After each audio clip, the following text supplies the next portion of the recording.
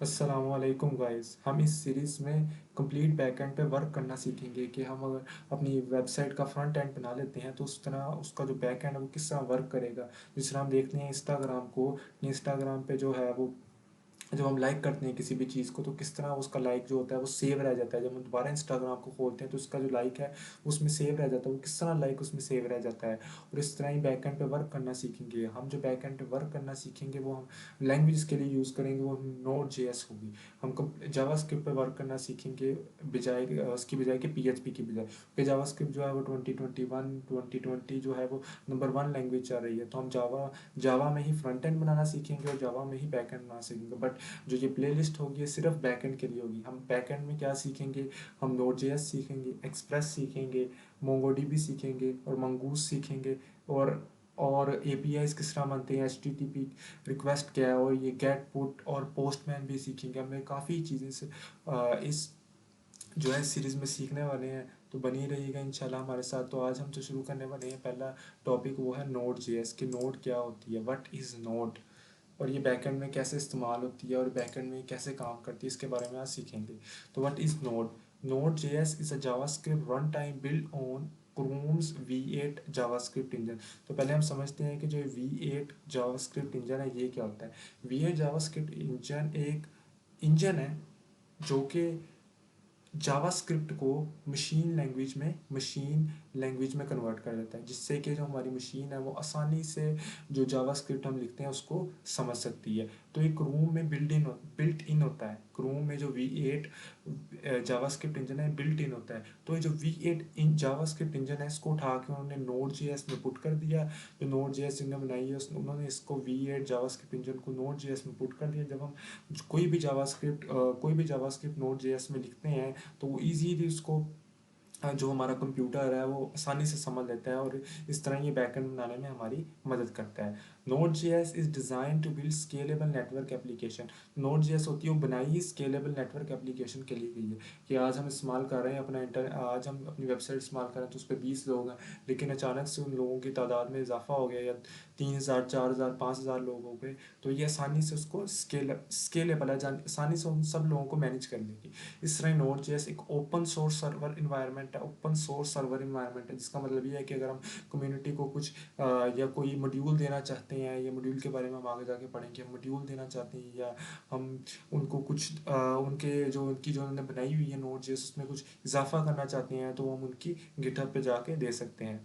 Node JS allows us to run JavaScript on the server. इसका क्या मतलब है, इसका मतलब है जावास्क्रिप्ट जो है वो ऑलराउंडर है। जावास्क्रिप्ट एक फ्रंट एंड के लिए भी यूज़ होती है और बैक एंड के लिए भी यूज़ होती है। जिस तरह की, और हमें इसके लिए कोई अलग से जो जावास्क्रिप्ट को सर्वर पर रन करने के लिए हमें कोई अलग से लैंग्वेज सीखने की ज़रूरत नहीं पड़ेगी। इसमें जो जावास्क्रिप्ट है और जो नोड जेएस है वही इसमें हमारा पूरा काम पूरी मदद आएगी। हालांकि जब पीएचपी सीखनी पड़ती है तो हमें इसके लिए अलग से एक दो चीज़ें सीखनी पड़ती है, जिसमें क्या नाम है लिनक्स भी आ जाता है, जिसमें Apache H T T P server भी आ जाता है, हमें माई एसक्यूएल भी सीखना पड़ता है। लेकिन नोड जेएस में हमें सिर्फ, और जो जावास्क्रिप्ट में सर्वर में रन करने के लिए हमें सिर्फ नोड जेएस सीखना पड़ेगा। तो अब हम नोड जेएस को इस्तेमाल क्यों करें। नोड जेएस जो है वो lot of useful built in modules के साथ आती है। इसमें मॉड्यूल्स पहले ही होते हैं, बस हम उनको अपने प्रोग्राम में रिक्वायर करेंगे और उनको इस्तेमाल करना शुरू कर देंगे। हर प्रोग्राम में हमारे कुछ ना कुछ मॉड्यूल यूज़ होते हैं। हम इन मॉड्यूल्स को खुद भी बना सकते हैं, लेकिन कम्युनिटी ने इन मॉड्यूल्स को पहले ही बना के रख दिया हुआ है हमारे लिए, ताकि हम उन्हें अब आसानी से इस्तेमाल कर सकें। 2,000 3,000 लाइन्स ऑफ कोड हम किस तरह बार बार लिखेंगे, हर हर हमारे प्रोग्राम में वो मॉड्यूल्स यूज़ होंगे तो हम किस तरह 2-3 3,000 लाइन्स का कोड लिखेंगे। तो उन्होंने सिर्फ 1 लाइन ऑफ कोड में वो सारे मॉड्यूल्स, जो सारे मॉड्यूल्स का डेटा था वो एक में रख दिया, एक मॉड्यूल्स में रख दिया उन्होंने। जो 2 to 3,000 लाइन्स ऑफ कोड था तो हम उन्हें आसानी से अपने जो है वो उसमें रिक्वायर करेंगे अपने प्रोग्राम में, उन ईजी टू यूज़, वो आसानी से हम उसे इस्तेमाल कर सकेंगे।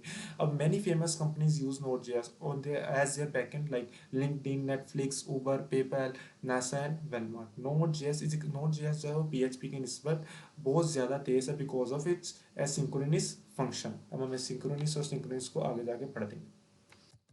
What are the advantages of Node JS.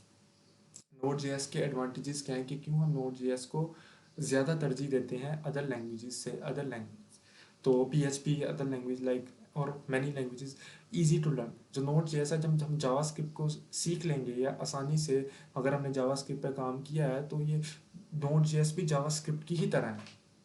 तो हम इजी टू लर्न है, सिंपल टू, बहुत आसानी से हम इसको इस्तेमाल कर लेंगे। Faster than PHP and other languages, scalable है, इजीली स्केलेबल, जो हमने बात की पीछे। इसकी जो कम्युनिटी है वो बड़ी ज़बरदस्त आहिस्ता आहिस्ता बिल्ड होना शुरू हो गई है, जिन्होंने काफ़ी ज़्यादा मॉड्यूल्स पे वर्क किया और काफ़ी ज़्यादा प्रोजेक्ट्स भी हमें इंटरनेट पे जो है वो नोट जेएस के मिल जाते हैं। अब note JS versus PHP, note JS और पीएचपी में क्या फ़र्क है जिसकी वजह से हम नोट जेएस का आज ये प्लेलिस्ट बना रहे हैं, पीएचपी क्यों नहीं बना रहे? तो इसकी एक वजह बताई, इसकी वजह ये लिखी है कि नोट जेएस में जो कोडिंग है वो रिलेटिवली हमें पीएचपी की निस्बत ज़्यादा करनी पड़ती है। लेकिन नोट जेएस के लिए, जो बैकएंड पे वर्क करने के लिए, हमें सिर्फ नोट जेएस को सीखने की ही ज़रूरत है। लेकिन पीएच में वर्क करने के लिए हमें जो है लिनक्स को भी, अपाची एचटीटीपी सर्वर को भी सीखना पड़ेगा। और इन चीज़ों को सीखना, काफ़ी लैंग्वेजेस हमें सीखना पड़ता है इन चीज़ों में। लेकिन नोट जेएस में हमें सिर्फ Node JS as a backend use करके ही हम आराम से इसकी कोडिंग कर सकते हैं। रिलेटिवली कोडिंग ज़्यादा थोड़ी सी ज़्यादा होती है, लेकिन सीखना इसको आसान होता है। जो स्पीड है, नोट जेएस की स्पीड है रिलेटिवली पीएचपी ज़्यादा होती है, because of its asynchronous function. जबकि पीएचपी में जो सिंक्रोनस फंक्शन यूज़ होता है। अब एसिंक्रोनस एंड सिंक्रोनस क्या होता है?